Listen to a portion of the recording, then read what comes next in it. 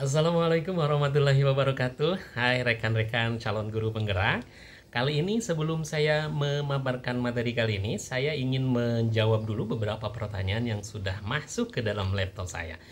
Ada pertanyaan yang masuk nih, pertanyaannya sangat menarik sekali teman-teman. Yang pertama, ada korelasi antara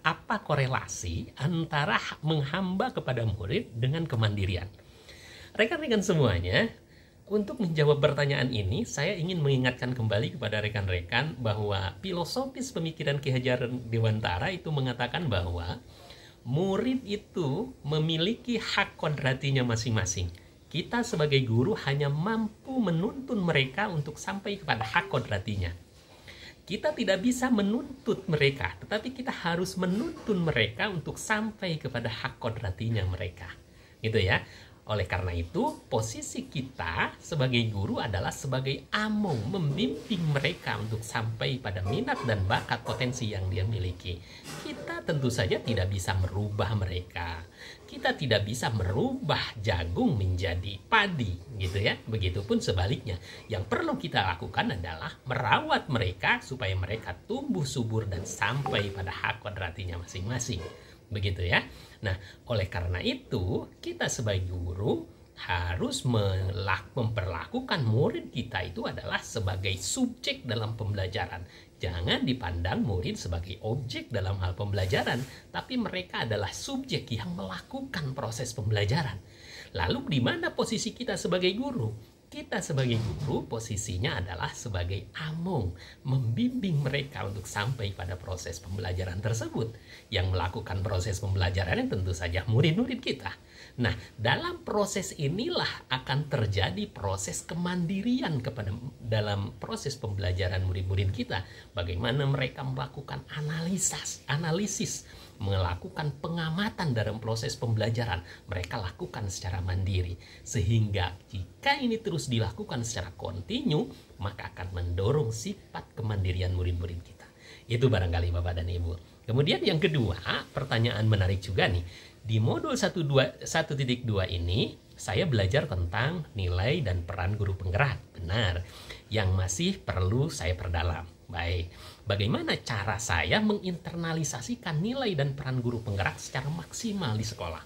Wah, ini luar biasa sekali teman-teman semuanya. Saya menyarankan untuk menginternalisasikan nilai dan peran guru penggerak di sekolah Bapak dan Ibu supaya bisa terlaksana secara maksimal. Maka yang perlu Bapak dan Ibu lakukan adalah berkolaborasi dengan rekan sejawat. Jangan memandang rekan sejawat itu sebagai kompetitor, ya, tetapi pandanglah mereka sebagai sebagai seorang rekan, ya, mitra kerja kita untuk mensukseskan visi dan misi Bapak dan Ibu sebagai guru penggerak, gitu ya. Nah, jika ini sudah terjadi, maka ini akan terjadi sebuah sebuah sistem, ya, yang akan mendorong Bapak dan Ibu untuk mensukses dalam melakukan aksi nyata yang Bapak dan Ibu akan lakukan. Lakukan koordinasi, ya, diskusi, dialog dengan rekan-rekan sejawat kita, gitu ya.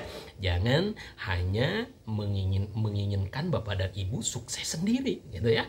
Tapi mari kita bersama-sama, karena yakinlah pendidikan itu tidak akan bisa sukses hanya di tangan satu atau dua orang saja. Tetapi pendidikan ini bisa sukses dengan cara bergandengan tangan. Semua bersama, semua bergandengan tangan untuk mensukseskan pendidikan kita ini. Gitu ya. Lalu ada pertanyaan yang ketiga, apa yang menjadi indikator bahwa nilai-nilai yang kita lakukan dikatakan berhasil? Jika belum berhasil, langkah apa yang harus kita lakukan? Indikator yang mengatakan bahwa nilai-nilai yang Bapak dan Ibu laksanakan itu berhasil, sebetulnya itu sudah tertuang dalam nanti Bapak dan Ibu akan melakukan lokakarya. Nanti Bapak dan Ibu akan melihat di situ indikator-indikator yang akan Bapak dan Ibu lakukan nanti ke depan.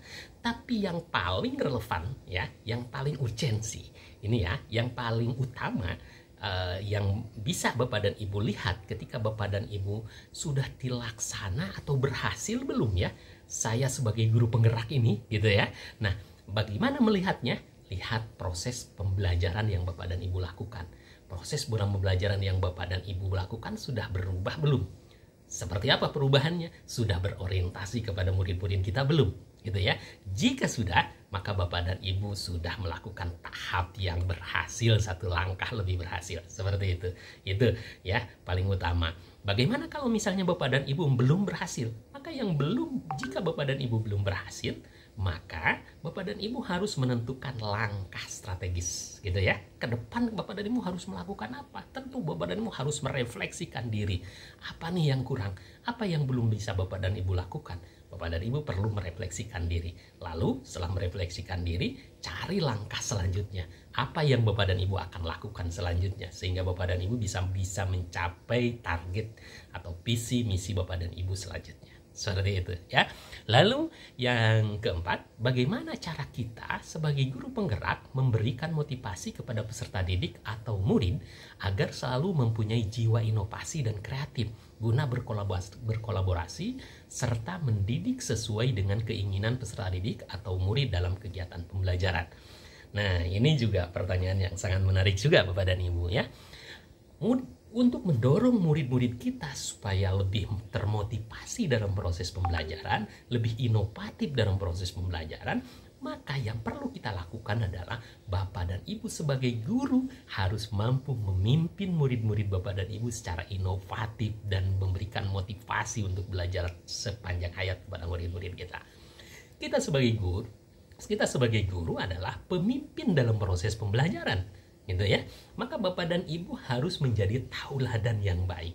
Berikanlah kesan dalam proses pembelajaran itu dengan menebarkan benih-benih motivasi kepada murid-murid kita. Sehingga begitu Bapak dan Ibu masuk itu adalah murid-murid kita betul-betul merindukan kehadiran Bapak dan Ibu. Jika Bapak dan Ibu tidak hadir, maka Bapak dan Ibu benar-benar dirindukan oleh murid-murid Bapak dan Ibu ketika ketidakhadiran Bapak dan Ibu di ruang kelas mereka. Ini sangat luar biasa Bapak dan Ibu. Intinya Bapak dan Ibu harus memberikan tauladan yang baik dalam proses pembelajaran. Lakukan proses pembelajaran dengan inovatif dan penuh motivasi kepada murid-murid kita. Yakinlah proses pembelajaran harus berorientasi kepada murid-murid kita. Sehingga murid-murid kita secara inovatif setiap hari diberikan layanan-layanan proses pembelajaran yang subjek pembelajarannya adalah murid dan murid. Gitu ya, gitu. Sehingga mereka setiap kali bertemu dengan Bapak dan Ibu, setiap kali melakukan pembelajaran dengan Bapak dan Ibu, mendapatkan pengalaman pembelajaran yang bermakna bagi dirinya. Gitu ya, betul-betul mendapatkan makna dalam proses pembelajaran sehingga mendapatkan manfaat. Dan dengan sendirinya mereka akan sangat merindukan Bapak dan Ibu. Besok Pak Guru, Bu Guru ini akan memberikan apa lagi ya? Gitu ya. Nah, mereka akan penasaran terus. Seperti itu. Lalu yang kelima, rekan-rekan, ada pertanyaan, ini menarik juga nih pertanyaannya. Apakah seorang guru penggerak harus mempunyai posisi penting di sekolah agar dapat menggerakkan ekosistem sekolah? Nah, ini Bapak dan Ibu. Kadang kita berpikir supaya kita bisa menggerakkan sekolah kita harus punya posisi penting lah, gitu kan? Kalau kita tidak punya posisi penting, mana mungkin kita tidak bisa menggerakkan, gitu ya? Nah, ini adalah cara pandang yang sempit menurut saya ya Bapak dan Ibu. Meskipun memang posisi itu sangat menentukan juga, gitu ya. Tetapi Bapak dan Ibu, meskipun kita tidak memiliki posisi strategis di sekolah, kita masih bisa kok menggerakkan komunitas kita, gitu ya. Nah, caranya dengan apa? Caranya dengan memainkan hati, menyentuh hati, memberikan penjelasan kepada rekan-rekan sejawat kita. Apa yang menjadi visi kita? Apa yang menjadi visi misi kita sebagai guru penggerak? Mari kita samakan identitas kita. Mari kita samakan visi misi kita, tujuan kita. Bila sudah sama, maka yakinlah mereka akan ikut bersama dengan Bapak dan Ibu, gitu ya. Jadi penggerak itu bukan berarti dia punya posisi strategis, tapi penggerak pun bisa menggerakkan tanpa adanya posisi yang strategis. Jadi ada atau tidak adanya posisi strategis bukan sebuah hambatan bagi guru penggerak untuk menggerakkan komunitas praktisi, untuk menebar motivasi, menebar kebaikan, dan menebar inspirasi kepada seluruh rekan-rekan sejawat kita. Terima kasih. Itu saja yang saya sampaikan. Mudah-mudahan bisa menjawab. Assalamualaikum warahmatullahi wabarakatuh.